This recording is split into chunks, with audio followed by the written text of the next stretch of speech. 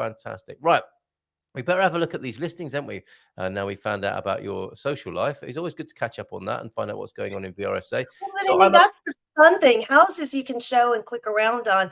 What do we really live? What's our life like here? That's what I love about your show is we're talking about what's real, you know. But you do need somewhere to go to after when you need to sleep and eat. You need a house when you're tired, when you need a siesta. You do. I saw someone siesting on a bench right there the other day. And he wasn't homeless or anything. He's just like, yeah, it's a good place to take a nap. That might have been me. I deleted the picture of me only this morning of sleeping on a bench in Caldash.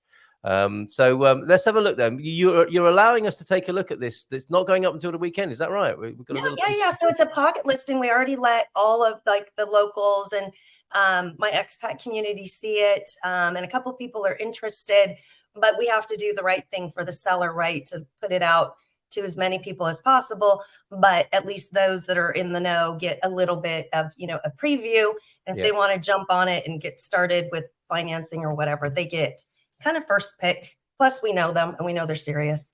Yes. A lot of these agents will bring people through that they haven't pre-qualified. Yeah. And they're not going to buy for a year or 2 or 3. I have 400 on my list working with me saying we're going to buy in 2025, 2026. So to show people properties that far out is crazy because they're not going to be available. It's a waste of everyone's time. 400 people. You've got 400 people looking for property a few years out. Well, they're all over the place. Wow. And that's why I do try to encourage people not to come in August. It's too hot. It's too crowded. You're going to spend a fortune here.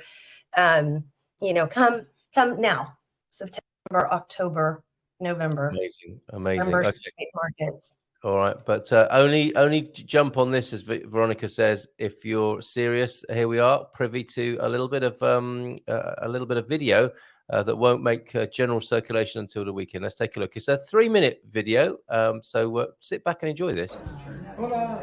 This is the first informal, formal open house. It's just before it gets listed to the public, get a sneak peek before it goes open market.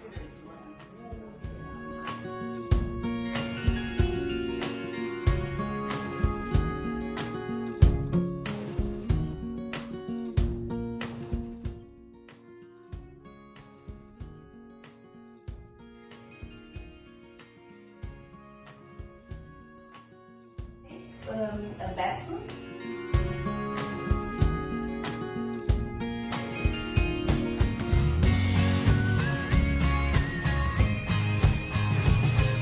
And then the ceilings are very high also.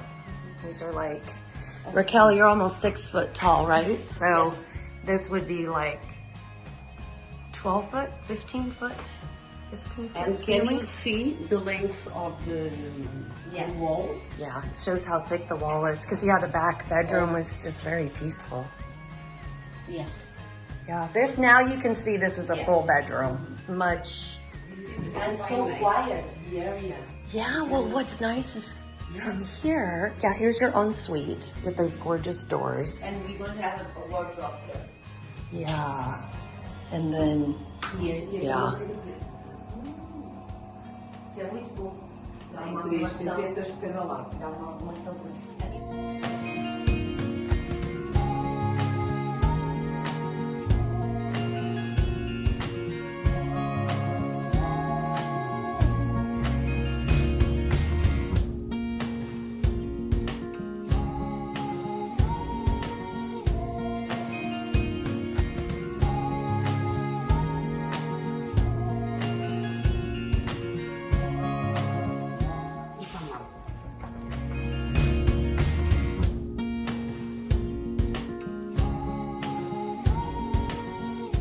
Important to have the drawers under the bed. Otherwise, it's just wasted space. It's really good. Let me get one from this side. This door is original.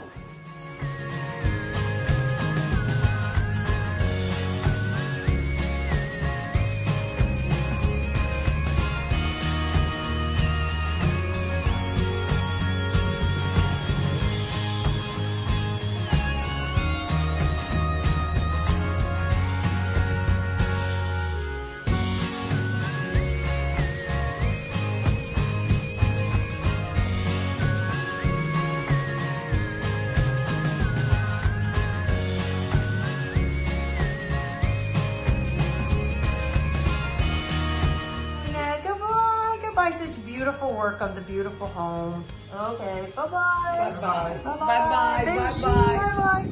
bye-bye. Bye-bye. Ciao, Bella. And then there's downtown right there. It's 2 blocks from downtown. Is that... Which cafe is that one? Yeah, this is historic for sure.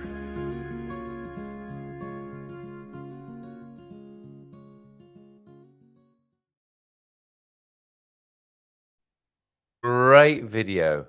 Love Well, that. it was just a few quick clips because that's not going to be professional, but I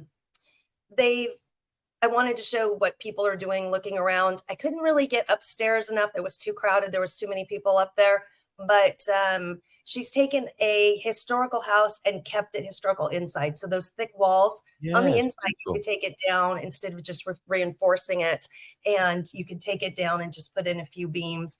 But she chose to reinforce around the entire old wall and then have those cut throughs. So she kept it traditional. And in the sink, that sink was like a 300-year-old sink that she kept. Oh, wow. So I put a couple of the before photos, but she kept as much character as she could. And it's not a huge house, but it's a sweet house for somebody single or that just needs a small office, because upstairs around the back above the jacuzzi is a 1 bedroom. It's going to have 3 bathrooms. The upstairs isn't finished. Oh, perfect. The upstairs isn't finished yet. Inside where the ladder is, those are going to be actual stairs. And then they'll put in another bathroom. But she's waiting to see if people want to buy it and then customize it. So look at that. Is that these are the before pictures? Uh-huh. That's the same archway, isn't it? That's incredible. Isn't that crazy? What I really like. Sorry, go on.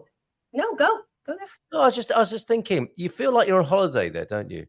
And so you step out onto the street, and I lived in Yorkshire, in Sheffield, where I had a house, a terraced house that went out onto the street, and it was so great, you know, for a particular time in my life when you could step out and we even put the sofa outside on the street sometimes. I had a cup of tea, and we felt part of the community. And you get that, you just straight out into the action, aren't you, in that particular house that we're looking at here?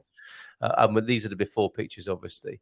And then you've got this kind of cocoon of a bedroom at the back, haven't you, behind those thick walls, where you come away from the noise and vibrancy of the street and go into that snug, cozy little bedroom at the back there, and also have a plunge in that pool as well, which I thought was a pond at first, but it's actually it is a jacuzzi plunge pool, isn't it? It's a jacuzzi, and then the window, if you're looking at that photo there, the window from the kitchen looks down. See that? Yeah, that was the original sink. But yeah, the window there on the right, that looks down. So there's the bedroom to the left through the archway. And then to the right is that little jacuzzi. So when you're at the kitchen, and she's got it with the little waterfall thing. Yeah, I saw that. Yeah.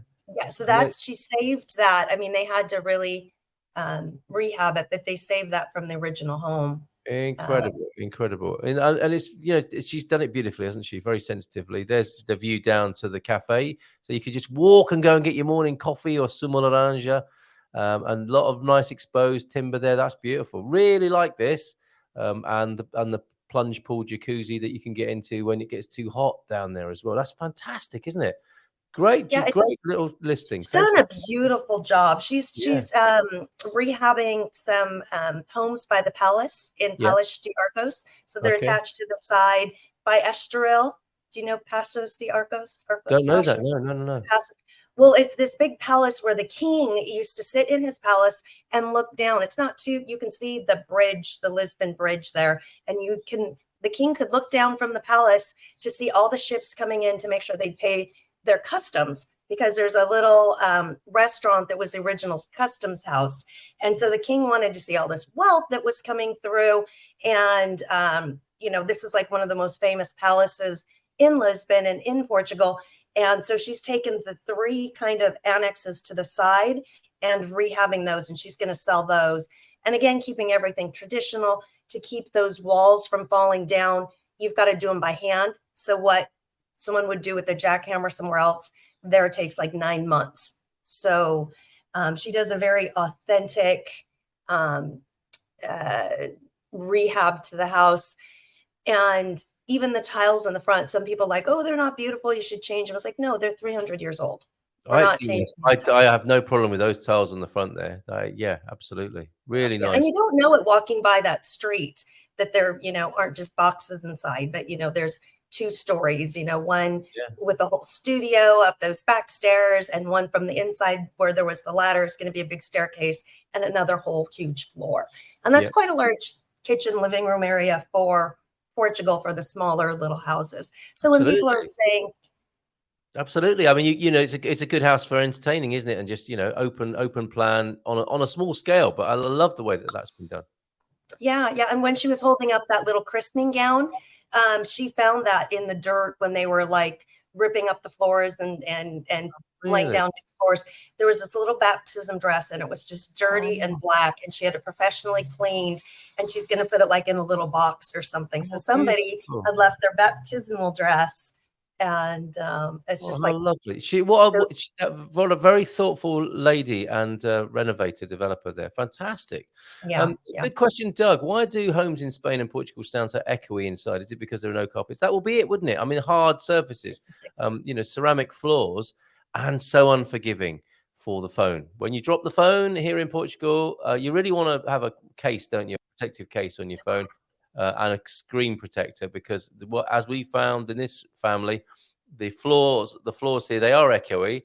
And you get this, of course, don't you, in the cafes when people are scraping their chairs across the floors and the cafe is full up. It can get really noisy and difficult for people with a sensory overload. But yeah, I think it is exactly that, Doug. You can soften it, can't you, with some furnishing? Rugs work well, curtains work well, and big old sofas will work well too. But yes, of course, with those hard surfaces, they will be echoey.